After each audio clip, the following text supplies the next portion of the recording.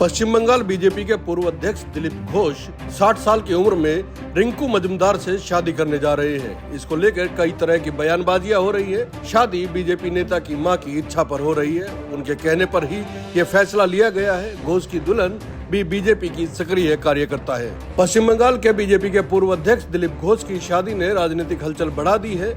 उनकी शादी को लेकर चर्चा इसलिए भी हो रही है क्योंकि वे 60 साल की उम्र में अपनी शादी करने जा रहे हैं। उनके ये पहली शादी है। घोष की शादी रिंकू मजूमदार से हो रही है, जो बीजेपी की एक्टिव कार्यकर्ता है। बीजेपी नेता की शादी को लेकर कई तरह की चर्चाएं हैं। इस बीच उन्होंने शादी करने के पीछे वजह अपनी मां को बताया है। दिलीप घोष के करीबी लोगों ने बताया कि वे अपनी मां के कहने पर ही शादी कर रहे हैं। उनकी मां लंबे समय से शादी के लिए बात कर रही थी। करीबी लोगों का कहना है कि उनकी मां ने दिलीप से कहा था कि अगर मैं नहीं रहूंगी तो उसकी देखभाल कौन करेगा।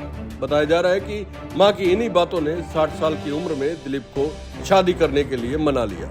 अब आपको बता देते हैं कि दिलीप घोष है कौन। दिलीप घोष पश्चिम बंगाल की राजनीति में बड़ा नाम है। संघ से जुड़े हुए रहे हैं और कई बड़े पदों पर काम किया है। दिलीप घोष 1984 में आरएसएस में शामिल हुए थे। बंगाल बीजेपी के लिए कई समय तक दिलीप घोष ने काम किया है। बंगाल में बीजेपी के लिए सबसे शानदार समय दिलीप घोष के समय ही रहा है। 2019 में लोकसभा चुनाव में 42 सीटों में से 18 सीटें बीजेपी ने उन्हीं की वजह से जीती थी। उस समय खुद दिलीप घोष मिदनापुर लोकसभा सीट से चुनाव जीत कर आए थे। हालांकि साल 2024 में उन्हें हार का सामना करना पड़ा था। अब आपको बताते हैं कि दिलीप घोष की दुल्हन कौन है।